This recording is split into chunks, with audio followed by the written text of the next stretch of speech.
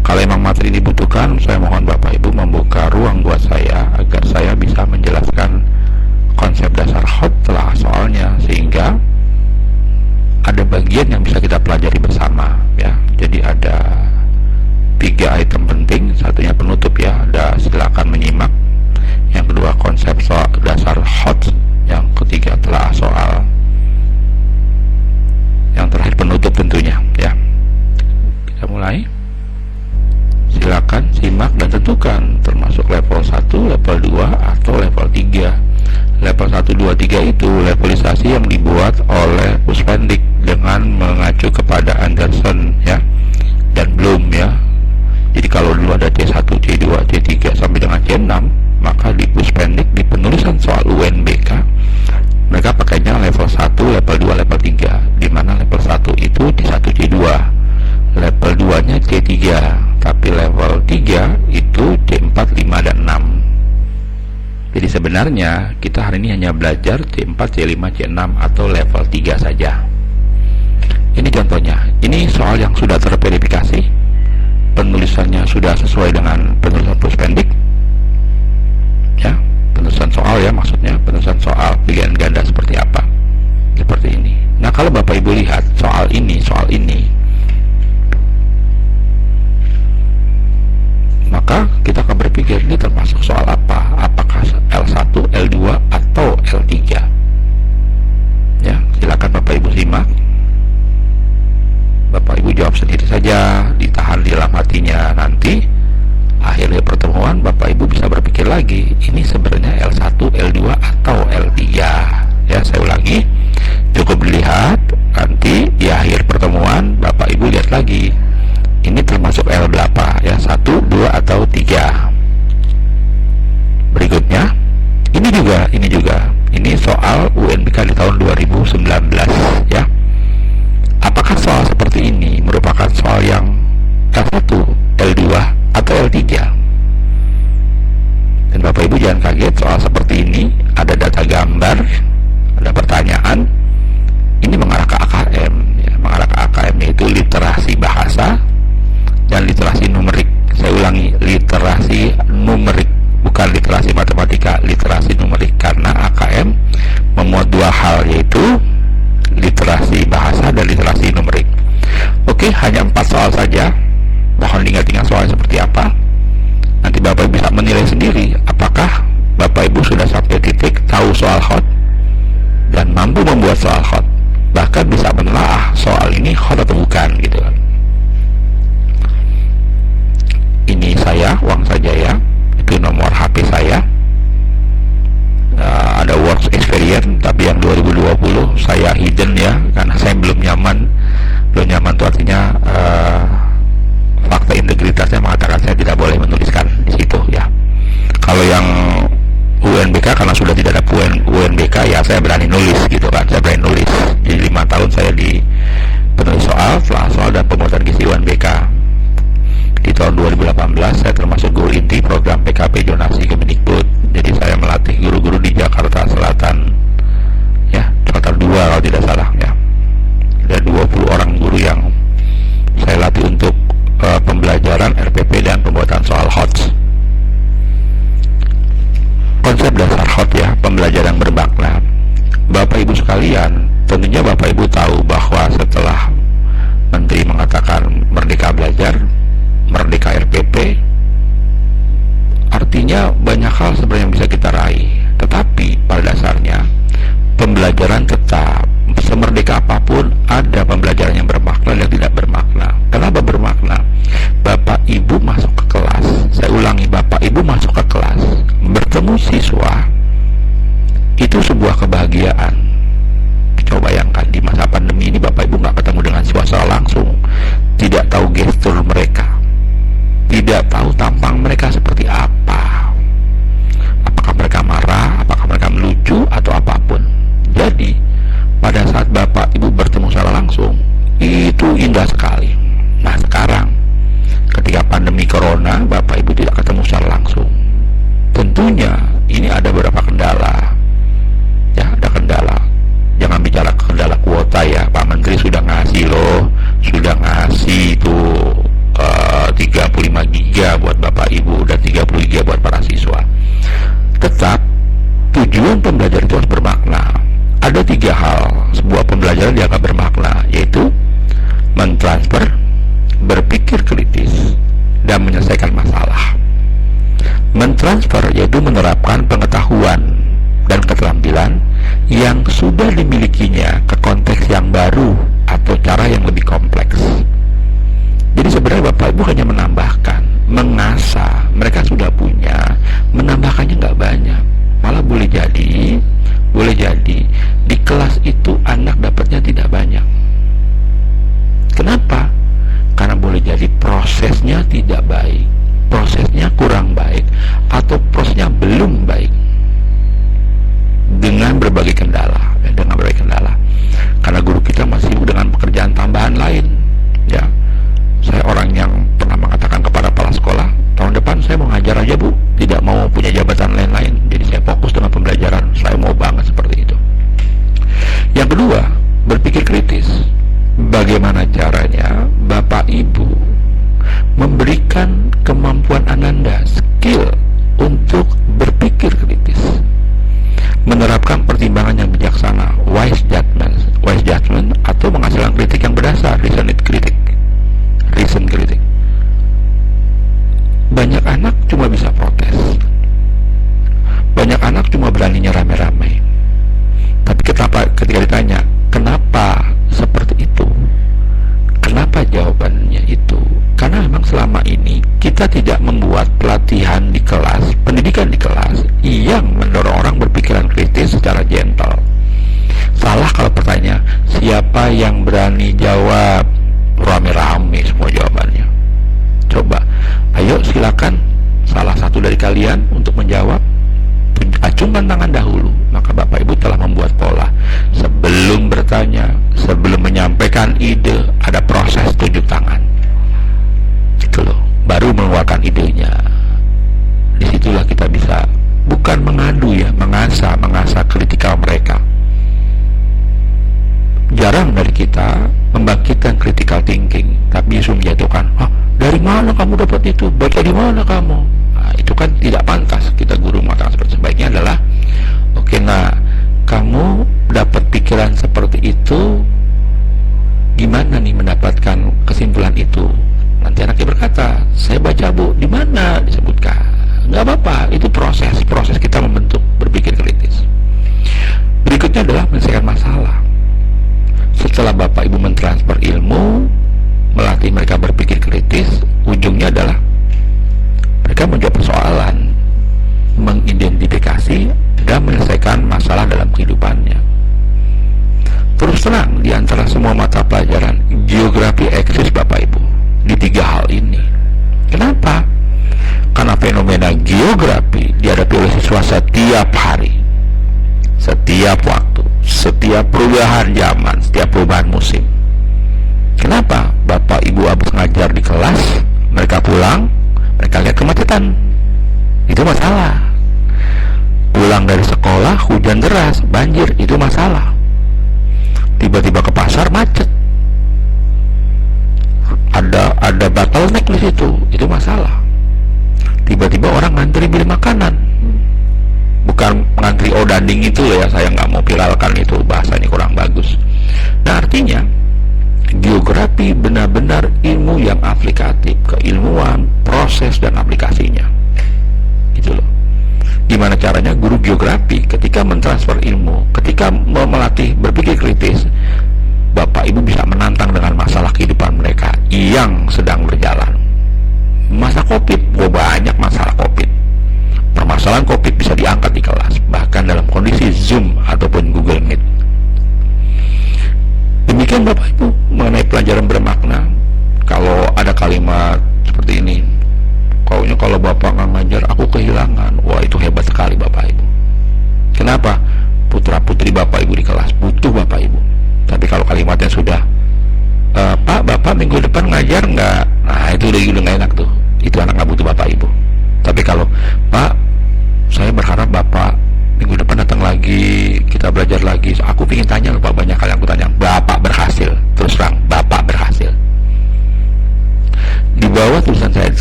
pada tahunnya 2016, 2017, 2018, 2019, dan 2020. Kenapa saya buat timeline seperti itu? Ini sudah 5 tahun Bapak Ibu kita ketemu dengan soal HOTS. Ini tahun kelima nih saya belajar tentang HOTS, menulis soal HOTS, menelaah soal HOTS. Bapak Ibu, kalau kita bicara soal HOTS, maka Bapak Ibu tidak boleh langsung berpikir buat soal HOTS itu susah. Nanti soalnya susah anak aja jawab. Kenapa? Karena prosesnya tidak berjadi, prosesnya tidak dibuat, tidak direncanakan. Maka sebenarnya soal HOTS itu hanya bisa diberikan kepada anak yang telah belajar secara HOTS. Yang kedua, Bapak Ibu menyiapkan materinya juga HOTS. Kalau selama ini mengajar pembukaan, setelah itu stimulus, Bapak Ibu ngasih LKPD, anak sudah mengisi, itu bukan HOTS. Mohon maaf, itu bukan HOTS. Gimana HOTS-nya? Kalau Bapak Ibu pada saat pembelajaran itu tidak ujub-ujub ke LKPD, kan model pembelajarannya banyak, ada PBL, Discovery Learning, Project Based Learning, dan sebagainya. Pakai itu baru HOTS.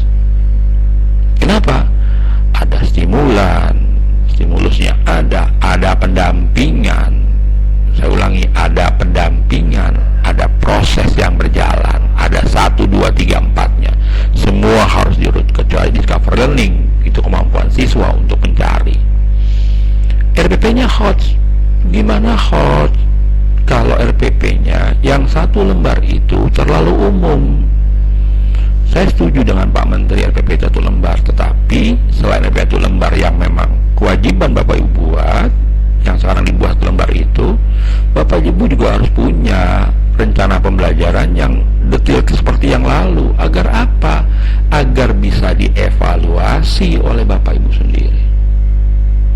Mengenerate RPP itu enak, tapi ingat, Bapak Ibu harus menulis hari ini ngajar apa, materinya apa, sebelumnya, malamnya, minggu lalunya persiapannya apa. Ini mau ngajar hari ini, malamnya baru nyari, googling. Bapak Ibu buat PPT-nya ambil dari orang lain, tidak dimodifikasi. Anak tahu dapat, dia ambil YouTube, ketemu itu PPT, dijelaskan, penjelasannya lebih baik dari Bapak Ibu, kan tidak enak gitu. Jadi RPP-nya buat HOTS. Silakan, kok sekarang bebas buat RPP, yang penting 3 hal itu harus masuk di RPP ya. Pembukaan, proses, dan evaluasi. Yang kedua, pembelajaran HOTS. Pembelajaran menjadi penting HOTS kalau dimulai dengan cara anak-anak distimuluskan untuk berpikir yang sama, diberikan contoh, ditantang untuk memberikan contoh, ditanyakan, mereka jawab, terjadi pertanyaan dan sebagainya. Apakah pada masa pandemi corona Bapak Ibu harus ngajar 2 jam menggunakan Zoom? Tidak. Menggunakan Google Meet 3 jam? Tidak. Justru pada saat pandemi corona inilah Discovery Learning bisa dilanjutkan, Project Based Learning bisa dilakukan. 1 jam saja pertemuan, tapi pertemuan yang bermakna. Setelah itu penugasan yang struktur, bukan LKPD. LKPD itu pilihan terakhir Bapak Ibu. Bapak Ibu yakin gak sih LKPD yang beredar, yang Bapak Ibu berikan para siswa, itu jauh dari keinginan Bapak Ibu sebenarnya. Saya ulangi, jauh dari keinginan Bapak Ibu sebenarnya. Untuk guru-guru yang kreatif, dia pasti tidak akan pakai itu, kecuali terpaksa ada penugasan, dia belum buat apa-apa, maka dipakai LKPD. Buat saya menjauhi LKPD. Saya lebih membuat program atau membuat penugasan yang struktur. Contoh, saya pernah meminta kepada mereka di masa awal pandemi corona, mereka membuat IG. Banyak anak belum punya IG, saya bilang buat IG, karena penugasan melalui IG. Mereka buat IG izin tentang COVID, protokol COVID. Maka anak foto dengan petugas, anak mencuci tangan menggunakan sabun, dia foto, dia tulis kalimatnya. Jangan kaget, anak kita suka Bapak Ibu. Yang Yang belum saya lakukan, saya akan minta kepada mereka menggunakan TikTok, pembelajaran memanfaatkan TikTok. Jadi ada nanti pergerakan judul apa, terus mereka sebagai mereka bergerak-gerak, nggak apa-apa, ini ranah mereka gitu loh. Oke, itu pembelajaran hot. Saya ulangi, nggak perlu 3 jam full, tidak perlu 2 jam full, 1 jam cukup bertatap muka. Berikan dia penugasan yang menyenangkan, tugas yang menyenangkan, buat IG, buat YouTube. Tapi jangan disuruh buat video terus Bapak Ibu. Kalau semua guru membuat video pada anaknya, Bapak yang untung YouTubers nanti. Oke.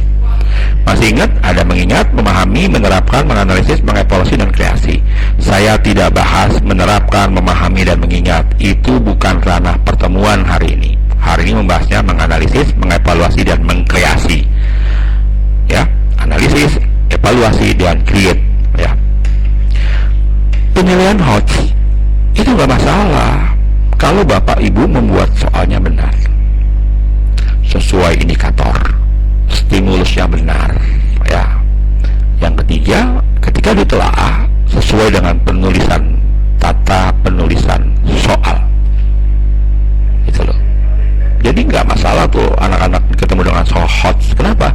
Karena pembelajaran sudah hot. Karena RPP yang dibuat perencanaannya untuk hot gitu. Oke. Bapak Ibu, pendidikan pada era revolusi industri 4.0 diarahkan untuk mengembangkan kompetensi abad ke-21 yang terdiri dari 3 komponen utama. Ingat Bapak Ibu, pekerjaan dunia sekarang berbeda.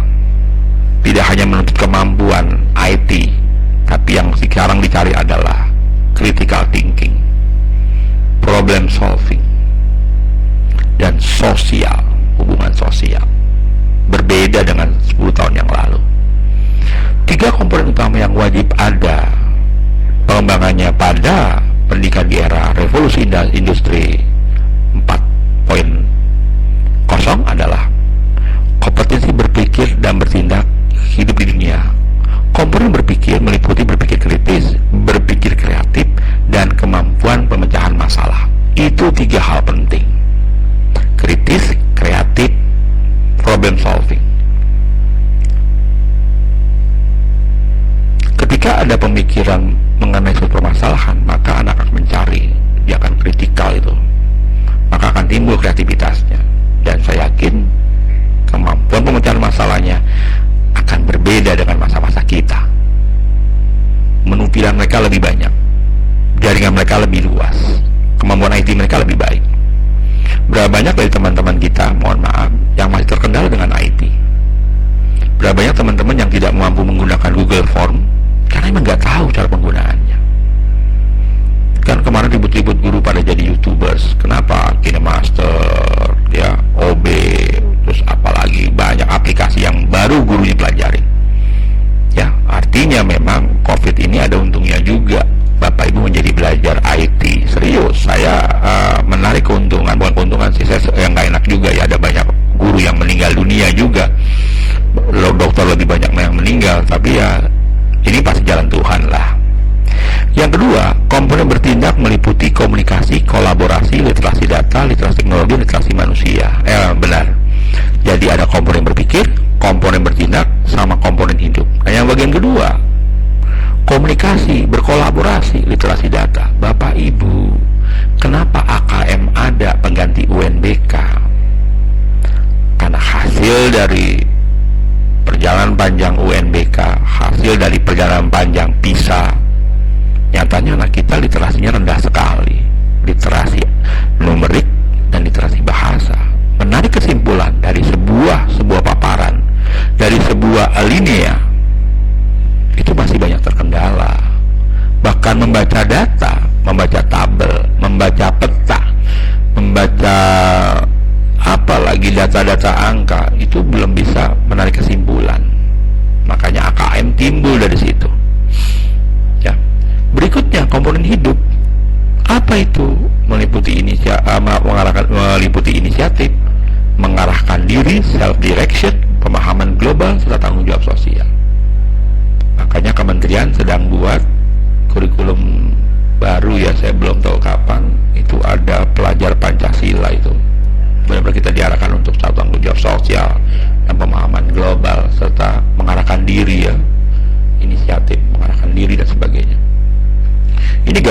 jalan Bapak Ibu, nggak satu-satu. Dia bertanya, dia bertindak, dan hasilnya adalah dia berpikiran cerdas.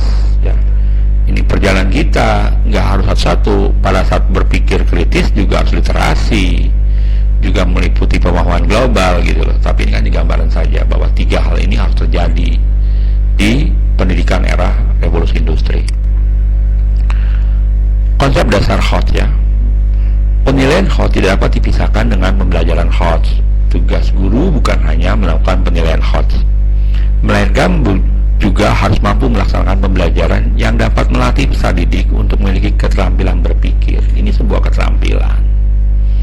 Tujuan utamanya adalah untuk meningkatkan proses berpikir tingkat tinggi yang lebih efektif. Penilaian berpikir tingkat tinggi meliputi 3 prinsip. 1. Menyajikan stimulus bagi peserta didik untuk siap dipikirkan, biasanya dalam bentuk pengantar teks, visual, skenario, wacana, atau masalah, dalam kurungnya kasus. Menggunakan permasalahan baru bagi peserta didik belum dibahas di kelas dan bukan pertanyaan hanya untuk proses pengingat. Jadi nggak ada kalimat siapa nama gubernur kita di tahun 60-an, itu mengingat. Ya, jadi sudah tidak ada lagi sebenarnya pertanyaan Bapak Ibu di soal-soal itu C1, C2. Karena C1, C2, C3 ranahnya faktual, hanya fakta-fakta saja. Tapi kalau sudah C4, C5, C6 sudah bukan lagi fakta, kita bicara konsep. Oke, membedakan antara tingkat kesulitan soal mudah, sedang, sulit, dan level kognitif, berpikiran tingkat rendah dan berpikir tingkat tinggi. Ini 2 hal yang berbeda Bapak Ibu. Waktu UTBK tahun lalu ada pertanyaan yang sulit banget buat anak angkatan sekarang. Apa tuh? Uang gobangan, uang zaman dulu yang tengahnya bolong, tahun berapa itu dibuat? Bapak Ibu juga udah lupa. Seperti itu ya. Oke, sekarang kita lihat selanjutnya. Ini contohnya Pak. Ada proses berpikir mengingat, menerapkan berpikir tingkat tinggi. Itu prosesnya.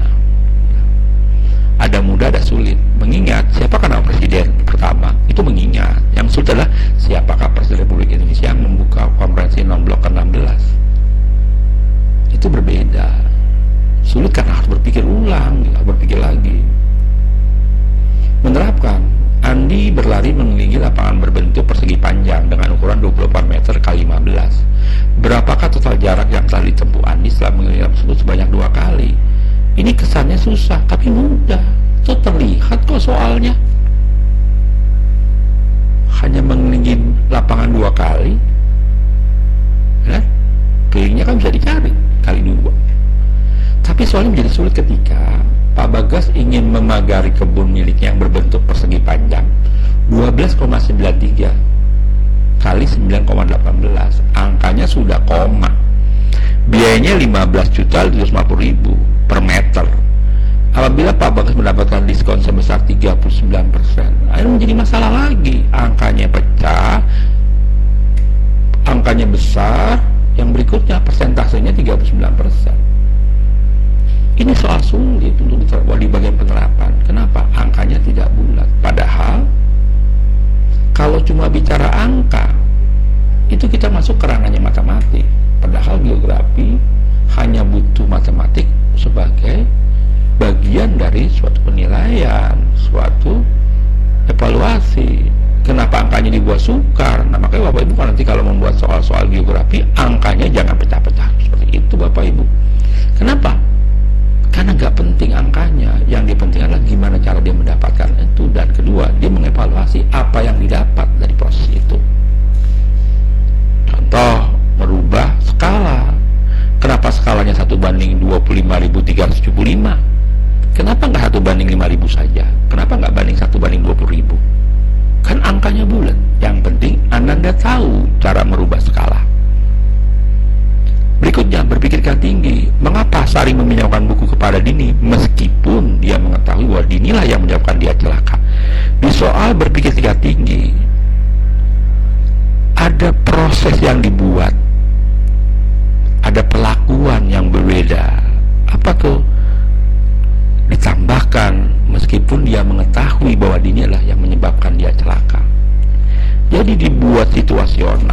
Ini masih muda. Kenapa? Karena masih bisa ditebak jawabannya. Kalau baca soalnya pasti tahu ini. Tapi bayangkan menjadi sulit ketika bagaimana keputusan yang akan diambil oleh Sinta, apa yang mendasari keputusannya, tunjukkan bagian teks yang mendukung hal itu. Pertanyaannya bertingkat Bapak Ibu, dan tingkatan itu adalah proses berpikir. Itu loh. Soal HOTS pada konteks asesmen mengukur keterampilan, transfer satu konsep ke konsep lain. Saya ulangi ya, transfer satu konsep ke konsep lain. Jadi bukan hanya fakta Bapak Ibu. Konsep dari fakta itu apa? Dan bukan satu konsepnya. Memproses dan mengintegrasikan informasi. Dia akan lihat informasinya apa, mencoba menggabungkan, mencoba memilah, bahkan boleh jadi dia mengurutkan informasi itu. Berikutnya mencari kaitan dari berbagai informasi yang berbeda-beda. Nah, begitu banyak informasi di kepala dia di soal tersebut, di dunia lain di dunia nyata mereka, maka mereka akan mencari kaitan dari hal-hal itu. Karena memang soal HOT itu bukan mencari satu jawaban harusnya. Boleh jadi jawabannya bisa berbeda. Oleh karenanya, soal HOT yang dibuat berdasarkan pilihan ganda itu sebenarnya sulit, karena menentukan jawaban juga menentukan pembedanya yang mendekati jawaban tersebut. Ya, lebih gampang membuat soal HOT terbuka apa esai. Nah, tapi hari ini kita akan belajar untuk buat soal yang pilihan ganda ya, khusus mapel geografi. Berikutnya, menggunakan informasi untuk menyelesaikan masalah, problem solving. Jadi informasi yang ada dia manfaatkan sebesar-besarnya. Berikutnya menelaah ide dan informasi secara kritis. Nah, akhir dari pertanyaan soal HOTS adalah anak bisa berpikir, ada ide, dan dia ternyata sudah memanfaatkan informasi secara kritis. Oh, jadi ini tuh maksudnya. Waduh, gue baru tahu loh bahwa kemacetan di Jakarta itu bukan hanya dari banyaknya kendaraan, tapi juga datangnya orang-orang dari luar Jakarta. Yang kedua, pada jam-jam tertentu saja. Yang ketiga, pertambahan jumlah kendaraan tidak sebanding dengan pertambahan jumlah jalan.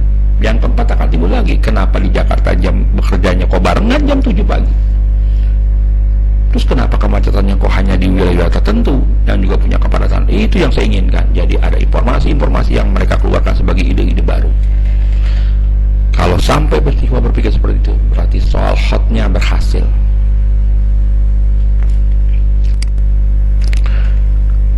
Karakter dari soal HOT. Karakter soal itu ada 3. Mengukur keterampilan berpikir tingkat tinggi. Yang kedua, berbasis permasalahan kontekstual dan menarik. Yang ketiga, tidak rutin dan mengusung kebaruan. Untuk mengukur tingkat tinggi itu ada menunya, yaitu kemampuan menyelesaikan masalah yang tidak familiar. Jadi hal yang tidak biasa, sama dengan yang tidak rutin tuh, tidak familiar, mereka baru. Makanya soal itu soal yang baru Bapak Ibu harus buat. Karena boleh jadi tahun ini tahun depan geografinya kondisi geografinya berbeda. Fenomena geosfer maksud saya itu berbeda ya. Mungkin di wilayah Lebak Bulus macet tahun ini. Tahun depan mungkin setelah MRT Transjakarta sebagainya berjalan dengan baik, itu karena kemacetan, maka soalnya jadi berubah lagi. Kemampuan mengevaluasi strategi yang digunakan untuk menyelesaikan masalah dari berbagai sudut pandang yang berbeda.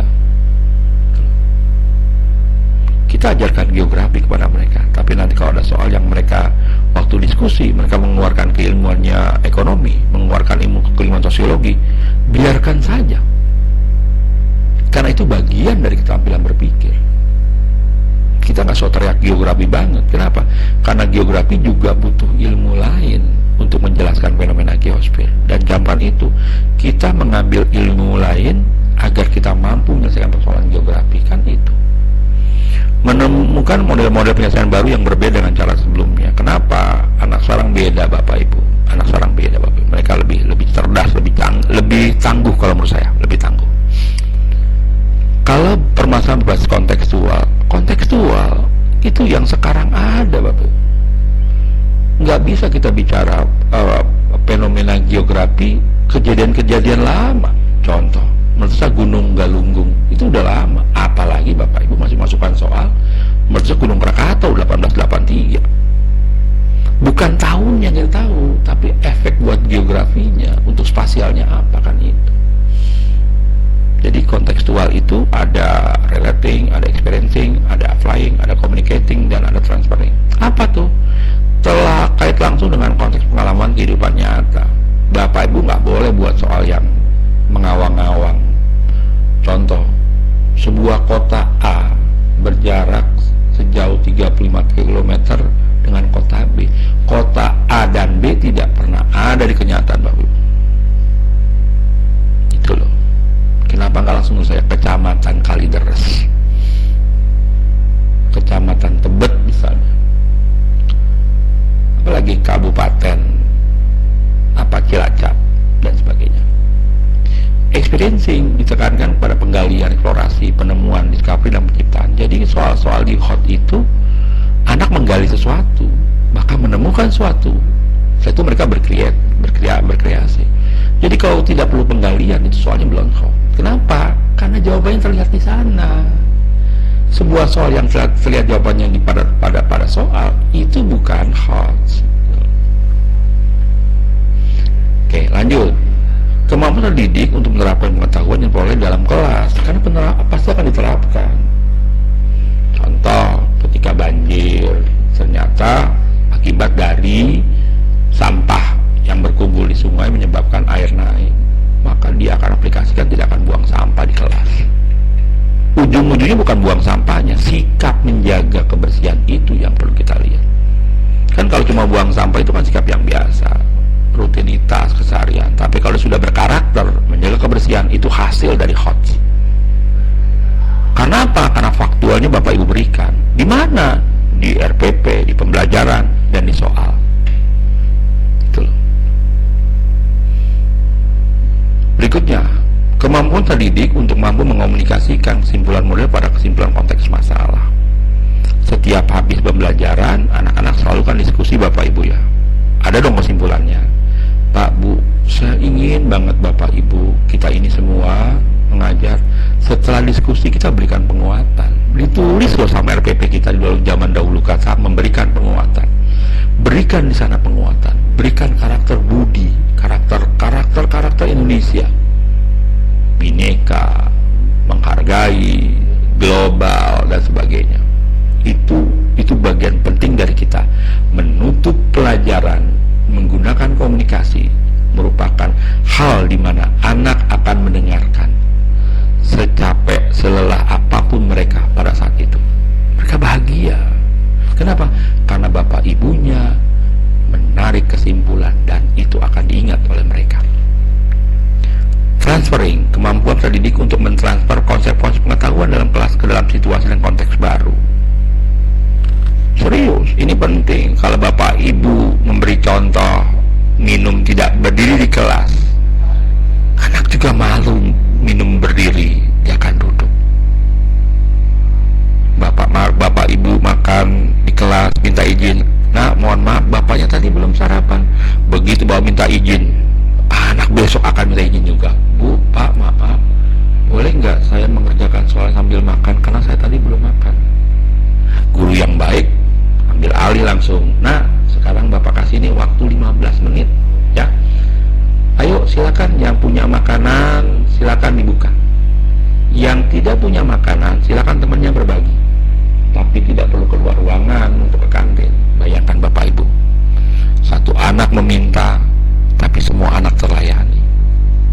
Pernah tidak terbayang Bapak Ibu bikin acara pagi-pagi hari sebelum belajar, habis baca Quran, baca doa, menyanyikan Indonesia Raya, terus ayo kopi morning, buka minuman kamu, kita kopi ria. Wah, anak bahagia Bapak Ibu, serius. Hari yang dibuka dengan kebahagiaan, maka akan menjadi bahagia selanjutnya. Ini ciri-ciri asesmen kontekstual. Ingat ya, asesmen itu ada 3. Biasanya kita menggunakan asesmen evaluasi ya, seperti ujian sekolah.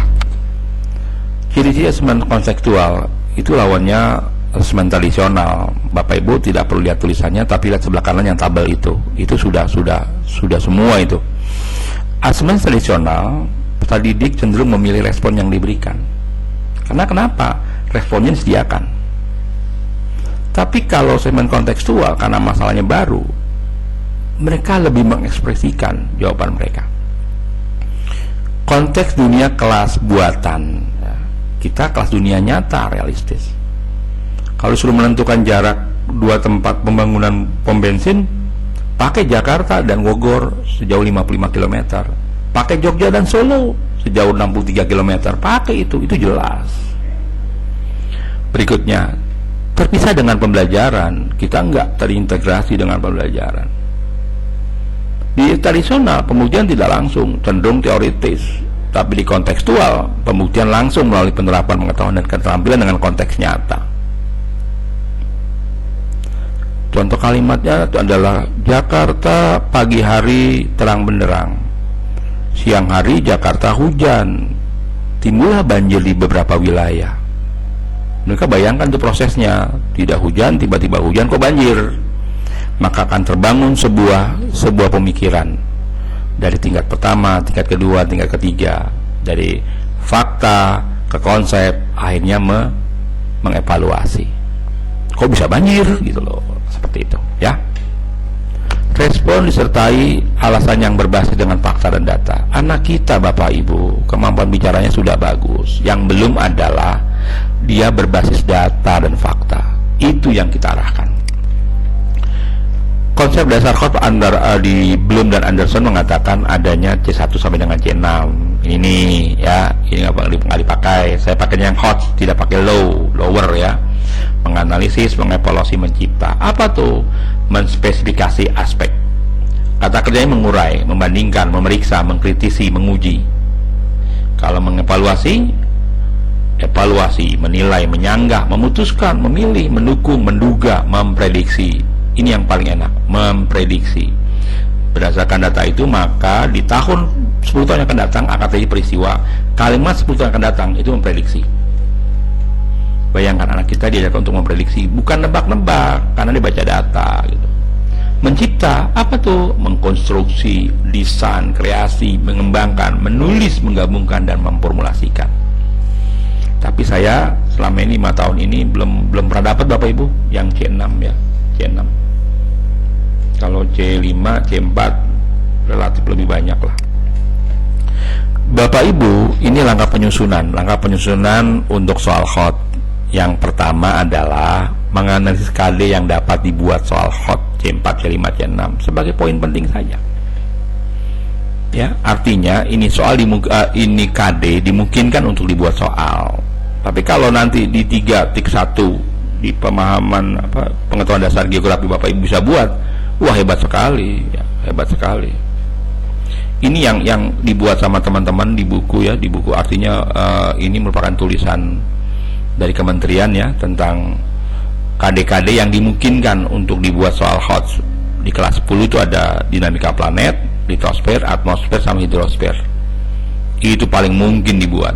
Jadi Bapak Ibu jangan mengatakan nggak bisa buat, karena pembelajaran untuk kelas 1 di 4 bab ini, di 4 KD ini, itu menantang untuk Hotz. Pengetahuan dasar tidaklah, peta bisa, tapi kan petanya nanti masuknya di kelas 12 ya, untuk penilaiannya ya. Di kelas 11 juga ada 6 itu KD yang bisa dibuat soal Hotz. Bisa dibuat artinya dimungkinkan ya Bapak Ibu ya. Ini yang apa, di kelas 11 itu belum masuk yang apa namanya kemaritiman ya, belum dimasukkan. Berikutnya kelas 12 ada 3 KD itu yang bisa dibuat. Saran saya Bapak Ibu pakai ini dulu aja, pakai ini dulu saja. Kalau nanti harus buat soal USBN, maka sebenarnya KD ini bisa dimungkinkan soal Hotz. Tapi Bapak Ibu ingat, jangan juga semua soal dibuat Hotz, karena Puspendik juga waktu di UNBK kan soal Hotznya nggak banyak, nggak sampai 10 ya, tidak sampai 10. Jadi L1, L2 yang lebih banyak. Yang kedua, menyusun kisi-kisi. Apa tuh fungsi kisi-kisi? Kisi-kisi diperlukan untuk memandu guru dalam menentukan kemampuan minimal tuntutan KD yang dapat dibuat soal HOTS. Yang kedua, membuat kisi-kisi soal. Memilih materi pokok yang berkait dengan KD yang diujikan, stimulus utama, merumuskan indikator, dan menentukan level kognitif. Yang tadi di atas, saya sudah menyampaikan KD-nya kan, KD-nya. Nah sekarang Bapak nanya, kisinya dari mana? Tidak semua orang punya kemampuan membuat kisi-kisi. Cara paling gampang kalau saya, buka aja Google, ketik Puspendik, ketik kisi soal Puspendik, keluar. Ini contoh Bapak, ini contoh ini. 1-15 menentukan konsep geografi, menentukan prinsip geografi, menganalisis pendekatan geografi berkaitan dengan fenomena, gejala geosfer, menentukan ruang hidup dan sebagainya. Ini sudah berurut Bapak Ibu, berurut berdasarkan KD dan bab buku yang Bapak Ibu ajarkan kepada siswa. Setelah sudah ada KD yang mungkin untuk HOTS, maka kita bicara nanti stimulus. Gimana membuat stimulus? Ini bagian kedua Bapak Ibu, bagian kedua ya, 1-30. Nah, ini bagian ketiga, 31-50. Selesai itu. Mau pakai buat pelatihan UNBK yang sudah tidak ada, atau untuk USBN, ini soalnya sudah apa, kisinya sudah ada. Manfaatkan itu. Ingat, baca kalimat depannya, mengidentifikasi, menentukan, menganalisa, mengidentifikasi, menentukan, menganalisis. Itu bisa kebayang arahnya kemana. Itu namanya KKO, karta kerja operasional. Berikutnya adalah membuat indikator. Tapi nanti sebelum masuk indikator, di bagian ini kita masuk ke stimulus. Indikator adalah karakteristik, ciri, tanda, pembuatan, dan respon yang harus dapat dilakukan atau ditampilkan oleh peserta didik yang menunjukkan bahwa peserta didik telah menguasai kompetensi itu. Jenis indikator terdiri dari indikator terbuka, tertutup. Indikator soal terbuka merupakan indikator soal yang komponen stimulusnya, ini yang bicara stimulusnya, yang diberikan bersifat umum, sehingga penulis soal bisa membuat variasi soal yang beragam dari satu indikator. Contohnya nih, ini sudah indikator Bapak Ibu. Disajikan fenomena geosfer, siswa dapat menganalisis pendekatan geografi. Disajikan fenomena geosfer, itu stimulus. Stimulus yang apa? Stimulus yang kontekstual. Ya, kejadian-kejadian 5 tahun ini masih kontekstual untuk geografi. Banjir bandang, sinabung meletus, likuifaksi, apalagi tanah longsor, itu faktual. Anak masih tahu itu. Tapi Bapak Ibu jangan bicara letusan Gunung Tinombala, Gunung Tambora, itu udah kelamaan ya. Nah, ini adalah cara membuatnya, atau hal-hal apa yang harus ada di indikator. Jadi indikator itu nggak sembarangan. Ingat ya, tahan ya, tadi ada stimulus kontekstual, nah sekarang kita bicara indikator, karena indikator ada stimulusnya gitu kan. Indikator soal bentuk pilihan ganda menggunakan salah satu kerja operasional, KKO yang terukur, disajikan, ditentukan, dan sebagainya. Indikator soal yang digunakan dalam pilihan sebagai menggunakan stimulus dasar pertanyaan berupa gambar, grafik, tabel, data percobaan, kurva, wacana, dan kasus. Indikator loh, bentuknya stimulus. Stimulusnya apa? Jadi Bapak Ibu, di geografi ini yang tadi saya omongin tuh yang paling banyak di geografi. Gambar ada, grafik ada, tabel ada, data ada. Kita nggak ada hasil percobaan. Kurva ada, wacana ada, kasus banyak di geografi. Berikutnya adalah dapat dibuat soal dalam pilihan jawaban, ya, maksudnya pilihan ganda. Lanjut, rumusan indikator soal sebaiknya lengkap mencakup 4 komponen, yaitu audience, behavior, condition, dan degree. Apa tuh audience? Subjek yang akan diukur adalah peserta didik. Peserta didik dapat, nah itu artinya peserta didiknya itu subjek. Perilaku spesifik atau behavior yang akan dimunculkan dalam peserta didik. Kata kerja dan objek hasil. Siswa dapat, itu behavior. Condition, batasan, misalnya pada ketinggian tertentu, pada iklim tertentu. Nah, itu beda. Pada wilayah tertentu itu beda. Itu namanya condition. Degree, tingkat keberhasilan mencapai perilaku yang ditujukan dengan batas minimal. Tentukanlah pada ketinggian tertentu, pada ketinggian berapa tanaman ini cocok, kan itu ya. Lanjut. Nah, ini hasil akhir nanti Bapak Ibu buatnya seperti ini. Ada kompetensi dasar, ada kelas, ada materi, ada indikator, ada level, nomor soal, bentuk soal. Loh Pak, stimulusnya di mana? Masuk ke indikator, stimulus. Disajikan ilustrasi gambar, itu stimulus. Disajikan kasus, itu stimulus. Peserta didik dapat, itu subjeknya. Menganalisis kasusnya, itu predikatnya. Dikaitkan dengan, itu degree-nya, itu condition-nya. Nah, dengan upaya mempertahankan kesuburan tanah, itu degree. Ini sudah masuk semua, tapi hasil akhirnya kan seperti ini. Nah, ini adalah yang saya minta sama Bapak Ibu. Kalau Bapak Ibu sudah mengeluarkan stimulus, disajikan peta, maka nanti kemampuan apa yang diuji untuk menentukan indikator soalnya menjadi penuh. Siswa dapat memprediksi, ya, siswa dapat menguraikan. Nah, makanya yang ini jangan ditampilkan di indikator apa di pembuatan soal. Ini Bapak Ibu tahan di data Ibu. Apa? Karena ini penting. Stimulus menentukan kemampuan yang diuji. Stimulus menentukan kemampuan yang diuji. Ini Bapak Ibu maunya apa? Stimulusnya apa? Yang menujinya apa? Ini juga kelas 11. Ini kelas 12. Wah, komplit Bapak Ibu hari ini. Ya. Nanti kalau butuh PPT-nya, tinggal tulis aja di komen. Jadi kalau Bapak butuh PPT-nya, komen, kasih email Bapak Ibu, saya berikan nanti PPT-nya gratis ya. PPT-nya saya berikan, termasuk buku-buku yang mendasari video saya hari ini, termasuk buku-buku yang mendasari video saya hari ini. Nah, ini contoh indikator soal ya. Indikator soal setelah ada stimulusnya disatukan, maka timbul nih contoh indikatornya. KD-nya menganalisis dinamika kependudukan Indonesia untuk perencanaan pembangunan. Materinya dinamika penduduk. Indikatornya disajikan jenis mobilitas penduduk. Siswa dapat menganalisis pengembangan wilayah di daerah, tujuan mobilitas. Kebayang dong soalnya akan berbentuk seperti apa. Nomor 2, menganalisis keragaman budaya bangsa sebagai identitas nasional berdasarkan keunikan. Dua-duanya menganalisis, dua-duanya HOTS. Materinya keragaman budaya. Ingat, keragaman budaya bisa dibuat menjadi HOTS. Indikator soalnya disajikan deskripsi tentang keragaman budaya supaya dapat menganalisis upaya positif menghadapi keragaman budaya tersebut.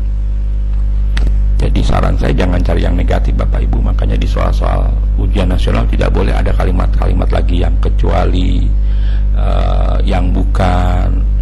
Tapi yang satu hal yang mungkin negatif tuh kalau tidak salah masih ada di hubungan desa kota ya.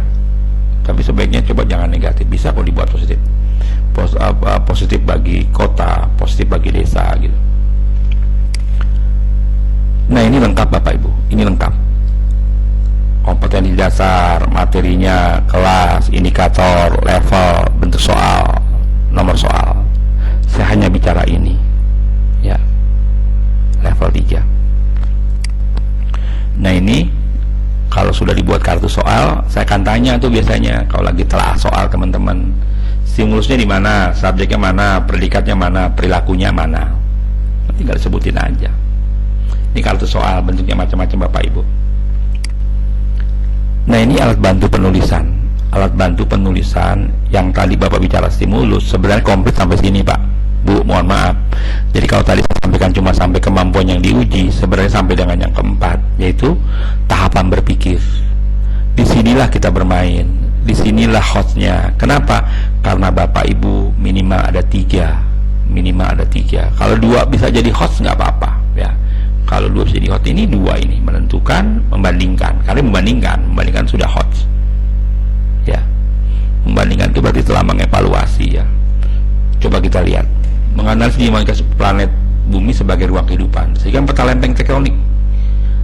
Apa kemampuan diuji? Memprediksi daerah rawan bencana dan penanggulangannya. Ingat loh, memprediksi dan penanggulangannya. Oh, itu hebat loh itu.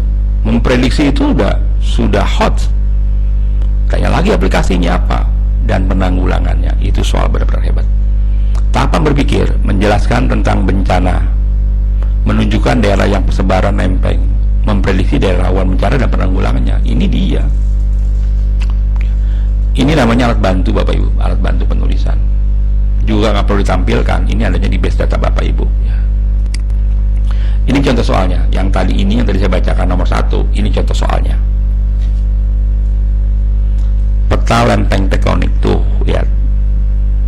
Selama ini Bapak Ibu kalau membuat gambar peta, itu Bapak Ibu pasti nggak komplit. Kenapa? Karena 9 komponen peta nggak dikeluarkan. Sebenarnya sah-sah saja, tapi jangan buat peta lempeng, sketsa peta aja tulis, sketsa peta. Gak apa-apa kok, tidak komplit. Ya tapi kan sketsa, bukan peta. Ini ada gambarnya, ada peta lempengnya. Bapak Ibu tambahkan nama lempeng gak masalah. Bapak hilangkan juga gak apa-apa. Dengan apa? Dengan asumsi ada tanda panah atau ada garis yang kelihatan lempeng. Pelajaran geografi 10 genap, menganalisa dinamika litosfer dan dampaknya terhadap kehidupan. Dinamika litosfer disajikan peta lempeng, ini petanya, dapat memprediksi daerah bencana penanggulangannya. Ini soalnya, gambarnya. Disajikan peta dikeluarkan ya. Disajikan tulisan dikeluarkan. Disajikan tabel dikeluarkan.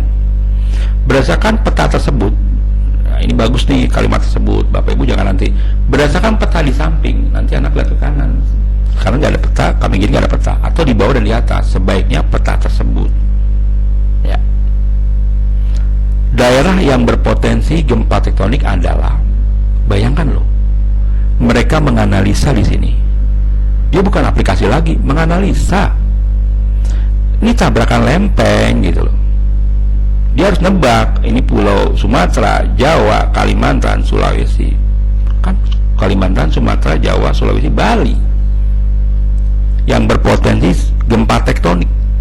Gempa tektonik itu kan tabrakan 2 lempeng, benar? Sumatera iya nggak? Iya. Benar? Jawa? Iya. Bali? Iya. Sulawesi? Iya. Bali? Iya. Tapi, dan upaya penanggulangannya, anak harus tahu akibat dari gempa tektonik itu apa, gitu kan? Maka dia akan keluar tuh upayanya, membangun rumah tahan gempa, membangun tanggul penahan banjir, membangun peringatan dini tsunami, membuat tanggul daerah, membuat benteng yang kokoh. Ternyata soal ini lebih ke arah tsunami, gitu loh, tsunami. Di Sumatera nggak bicara tsunami, tanggul penahan banjir, memang dia bencana alam, tapi bukan dari gempa tektonik. Itu loh, jelas ya, ini soal yang bagus sekali. Bapak Ibu sekalian, setelah Bapak Ibu buat kisi-kisi, tentunya Bapak Ibu buat soal. Kalau buat soal, ada namanya proses telaah soal Bapak Ibu. Proses telaah soal. Ini ada 16 item yang harus dilalui ya. Direktorat disebut mengeluarkan itelaah ya, itelaah, tinggal masukin data ke Excel nanti keluar tuh. Tapi Bapak Ibu saya ingatkan, diantara semua item itu, itemnya 3 nih, materi, konstruksi, sama bahasa. Yang paling jahat 1 Bu, materi. Karena begitu nomor 1 Bapak Ibu salah, soalnya ditolak. Saya ulangi, begitu materi di soal 1 indikatornya bermasalah, maka soal Bapak Ibu ditolak. Nggak akan lihat lagi tuh 2, 3, 1 konstruksi dan bahasanya. Itu apa tuh? Soal harus sesuai dengan indikator. Indikatornya apa? Disajikan gambar, nggak ada gambar, selesai. Disajikan tabel, nggak ada tabel, selesai. Karena ditanyakan adalah stimulusnya dulu, disajikan apa, diberikan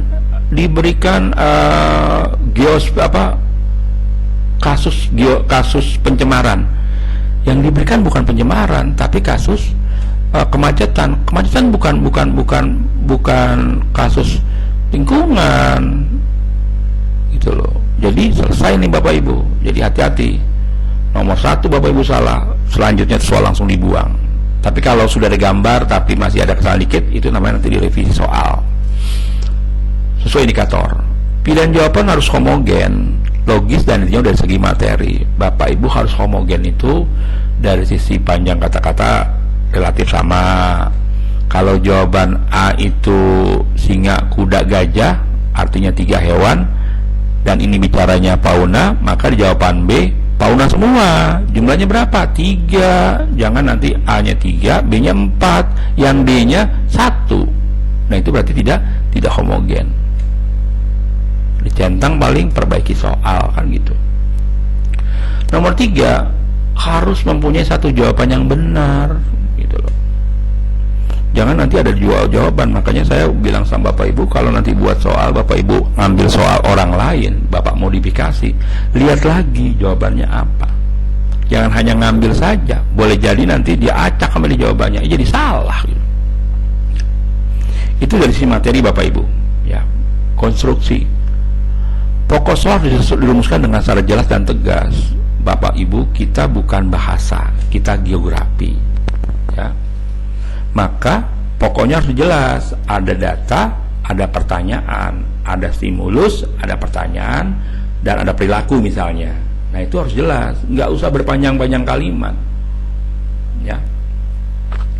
Disajikan peta, ada peta 2, peta A dan peta B, ada skalanya, ada panjang AB-nya. Jadi panjang AB-nya 2 peta nih, ada peta 1, peta 2. Berdasarkan peta di atas, tentukanlah karakteristik peta tersebut. Wah itu hebat soalnya, itu hot banget. Maka karakteristiknya adalah pilihan A, peta 1 lebih luas dari peta 2. Tuh, itu karakteristik kan? Itu loh. Peta 2 mempunyai skala lebih kecil dari peta 1. Ah itu bagus. Itu loh, ya. Berikutnya, rumusan pokok soal dan pilihan jawaban harus merupakan pernyataan yang diperlukan saja. Tidak perlu berpanjang-panjang, tidak perlu menambahkan kalimat-kalimat yang lain gitu loh. Cukup pertanyaannya apa, maka jawabannya yaitu. Kesulitannya nanti adalah ketika kita bicara pembangunan berkelanjutan. Itu ada bagian-bagian yang Bapak Ibu panjang banget panjangan kalimat itu. Tetap harus homogen.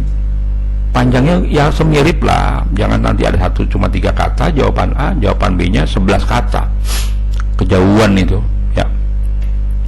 Pokok soal jangan memberi petunjuk ke arah jawaban yang benar. Bapak Ibu, kalau nanti buat soal tentang atmosfer, disajikan gambar dong. Benar ya? Ya. Berdasarkan gambar berikut ini, maka lapisan bertanda X adalah dan berfungsi untuk, kan gitu ya soalnya ya, benar ya? Tapi di gambarnya Bapak Ibu berikan tanda X, tapi di tanda X itu ada awan yang belum dihapuskan karena gambarnya ngambil dari Google. Gambar awan itu mengarahkan jawaban. Satu. Yang kedua, boleh nggak ngasih gambar atmosfer cuma lapisan saja sama angka 1, 2, 3, 4? Nggak boleh. Bapak Ibu seharusnya memang menampilkan juga ketinggian. Karena kalau kita bicara atmosfer, kita bicara ketinggian gitu loh. Boleh nggak angka 1-nya di bawah, angka 5-nya di atas? Boleh. Boleh nggak hanya menyatakan pakai X atau Y saja? Boleh. Kan itu tidak menunjukkan arah jawaban. Tapi yang tadi kalau ada awan, tiba-tiba ada kapal, pesawat, tiba-tiba ada satelit, nah itu menunjukkan arah. Ada petir lagi, Allahu Akbar. Berikutnya, pokok soal jangan mengandung pernyataan yang bersifat negatif ganda. Dulu kita sering tuh, yang bukan termasuk adalah kecuali. Bayangkan, yang bukan termasuk adalah kecuali, kan negatif ganda. Gak usah pakai negatif ganda, ya. Kalimat yang bukan, kalimat yang itu negatif. Kecuali, Bapak Ibu coba saya tanya, di soal UNBK masih ada nggak kalimat kecuali? Udah lama nggak ada Bapak Ibu, sudah lama tidak ada. Tapi kalau dibilang negatif, iya, ada yang negatif di hubungan desa kota itu ada yang bernilai negatif, ya. Panjang rumusan pilihan jawaban harus relatif sama. Itu yang tadi saya bilang, jadi homogen ya. panjangnya. Kalau 5 kata, 5 kata, nggak jauh beda lah, paling beda 1 kata gitu kan. Yang tadi kalau flora semua, fauna semua gitu loh. Juga termasuk misalnya menyebutkan taman nasional. Gunanya apa namanya, menjaga hewan. Nah, hewannya kalau yang tadi di pilihan A-nya 1, pilihan B-nya juga 1. Jangan yang pilihan A-nya itu misalnya Taman Nasional Ujung Kulon melindungi badak. Sementara ketika bicara Taman Nasional Sebelat Kerinci itu banyak harimau, gorila, orang utan, apalagi dan sebagainya, nggak boleh. Tetap harusnya one. Kalau di atasnya 1, di bawah juga 1. Nomor 6, pilihan jawaban yang jangan mengandung pernyataan semua pilihan jawaban di atas salah atau semua jawaban harus benar. Itu nggak boleh ya. Itu zaman dulu Bapak Ibu, di tahun 80-an ketika kita sekolah masih ada itu guru pakai itu, BESSD. Bukan salah satu jawaban di atas, bukan satu jawaban di atas, apa lagi. Pilihan jawaban yang berbentuk angka atau waktu harus disusun berdasarkan urutan besar kecilnya jika angka tersebut ada atau kronologisnya. Jadi Bapak Ibu kalau nanti buat soal yang ada skalanya 1:25.000, 1:50.000, 1:100.000, 1:105.000, itu berurut ke bawah. Termasuk mungkin nanti Bapak Ibu mencari ketinggian yang paling atas 400 meter, berikutnya 430, 470, 520, itu berurut. Termasuk nanti di bagian menentukan titik pembangunan pom bensin, sekolah, pasar di antara 2 kota. Itu urutan 4 km dari A, 4 km dari B ganti, 4 km dari desa, sebutin desa apa, 13 km dari desa apa gitu. Jadi secara urutan juga benar. Yang kedua juga bukan yang tidak faktual gitu kan, tidak nyata. Gambar grafik, tabel diagram dan sejenisnya yang terdapat pada soal harus jelas dan berfungsi. Bapak Ibu kalau buat grafik, contohnya piramida ya, grafik piramida itu harus jelas Bapak Ibu, bukan cuma segitiga. Segitiga itu bukan piramida penduduk. Harus ada apa? Ada 3 yang harus ada yang kelengkapannya. Selain grafiknya ya, 1 jenis kelamin, 2 skala umur, 3 jumlahnya. Kalau itu nggak ada, nggak berfungsi piramida Bapak Ibu. Itu loh. Disajikan sketsa arah pembangunan, kan ada bentuk kota, ada panah-panahnya kan. Nah, panahnya itu pasti nggak sama panjang, tapi minimal besarannya sama, nggak usah ada yang tebal tipis, sama semuanya. Tinggal kasih AB 1, 2, 3, 4. Apa nama tempatnya, misalnya gunung, misalnya pantai dan sebagainya, itu berfungsi. Butir soal jangan bergantung pada jawaban soal sebelumnya. Jadi Bapak Ibu nggak boleh buat soal seperti pelajaran bahasa. Soal nomor 1-5 menggunakan literasi ini. Nggak boleh seperti itu di geografi. Bagi geografi, setiap satu soal itu 1 geosfer, 1 kejadian, 1 stimulus. Oke. Yang terakhir itu bahasa. Setiap soal harus menggunakan bahasa yang sesuai dengan kaidah bahasa Indonesia. Bapak Ibu, di bahasa ini juga masih ada bahasa daerah yang oleh karena itu di UNBK sudah hilang tuh kalimat sabuk gunung. Masih ingat? Sekatenan. Kenapa? Boleh jadi wilayah lain nggak tahu itu apa gitu. Pakai bahasa Indonesia aja. Sengkedan, pundan berundang, apalagi itu saya lupa namanya apa tuh, yang dam itu, sumur apa gitu. Termasuk ubahan menjadi hutan larangan. Hutan larangan berlaku untuk umum gitu loh. Jangan menggunakan bahasa yang berlaku setempat jika soal yang dilakukan ini sama dengan yang atas ya. Jadi ini lebih ke bahasa daerah. Kalau yang atas mohon maaf saya tambahkan, ini kaidah bahasa ya. Kalau Bapak Ibu lihat tadi ada pernyataan titik 2, di bawahnya ada 1 tutup buka kurawal buka kurawal tutup ya, bla sebagainya, titik atau apa gitu. Nah Bapak Ibu lihat tuh lagi di soal UNBK. Setiap soal harus menggunakan bahasa yang komunikatif ya. Pak Bu, saya tanya, tanda seru bagus nggak di soal? Jangan Bapak Ibu, itu perintah. Bapak Ibu tidak perintahkan pun anak akan mengerjakan soal. Serius ya. Bapak Ibu tidak perintahkan pun dia akan mengerjakan soal. Kenapa? Karena ujian kan gitu. Siap pilihan jawaban, jangan menggunakan kata atau frase yang bukan merupakan satu pengertian. Contohnya pendekatan lingkungan, itu satu frase itu Bapak Ibu nggak boleh. Pendekatan titik lingkungan, kau bilang nggak boleh satu frase itu pendekatan ini gitu, itu satu frase ya. Demikian Bapak Ibu dari penyusunan soal hot itu, dan ini kesimpulannya di puspendik, waktu masih ada puspendik, sekarang pusmenjar ya, itu ada penulisan kisi, penulisan soal, analisis kualitatif, perakitan pengertian soal, uji coba soal, analisis kualitatif, ini kualitasnya, ini sudah diujikan, maka keluar nanti soal jelek, buang soal yang perlu revisi, perbaiki, masukin lagi kualitatif, seperti itu. Menjadi soal baik, maka menjadi bank soal. Di soal hot kita bicara 3 hal: analisis, evaluasi, dan create. Ini kosong Bapak Ibu, ini lower, hanya bicara fakta. Ini fakta yang ditingkatkan, karena bicaranya darinya awalnya konsep, sudah bukan fakta lagi ya. Kalau bicara konsep, proses, dan metakognitif itu untuk keterampilan berpikir tinggi. Tapi kalau bicara fakta, itu masih di remembering, understanding, dan applying.